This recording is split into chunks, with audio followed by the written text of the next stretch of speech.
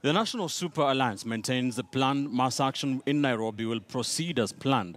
While insisting that the demonstrations will be peaceful, NASA leaders insist that their sole intention is to force the ejection of IEBC CEO Ezra Chiloba and 11 other officials of the commission out of office.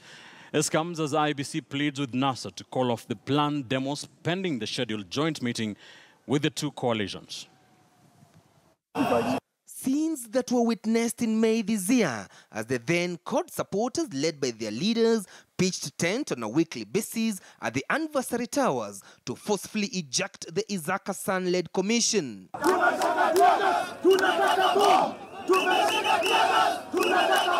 And come Tuesday morning, the same scenes are expected to be replicated as NASA supporters stage demonstrations in a bid to influence the ejection of IEBC CEO Ezra Chiloba and 11 other officials from office before the fresh presidential polls.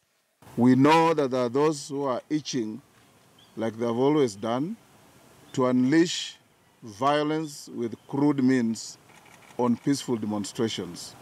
We caution them that tomorrow's demonstrations and actions are not meant to be a confrontation with anybody.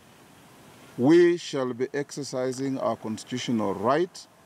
According to the NASA principles, IEBC has failed to respond to their irreducible minimum demands, hence their move to use the power of the people.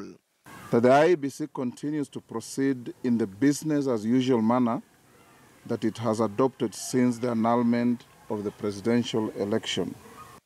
And they have threatened to sue Safaricom for allegedly colluding with some IEBC officials who they believe bungled the elections. We have in our possession very credible evidence that points to culpability of Safaricom Limited, on the basis of which we are proceeding to institute private prosecutions against the company and its directors. The move comes after IEBC responded to NASA in a letter dated 22nd September, maintaining that their independence must be respected. In regards to Al Ghurair printing firm, IEBC states that since the commission has a 2-year formation agreement, UNDP will purchase the ballot papers on their behalf so that the process can be credible and open. The chairman's letter avoids entirely the issue of accountability for the illegalities and irregularities that precipitated the invalidation of the August 8th election. This is despite the fact that several of its senior officers are now formally under criminal investigation. Further, the commission has warned NASA politicians to desist from issuing them with orders over their own personnel. The letter states that they have come up with a new team that will oversee the repeat of the presidential election. The team will report directly to Chairman Wafula Chebukati and the other 6 commissioners. We demand that all the IEBC officers now under investigations must step aside or be suspended, as the case may be. Meanwhile, a group of MCAs from Western Kenya have come out to defend Chiloba and James Muhati against allegations that they bungled the elections. Leo hii anakwenda kuandama Chiloba.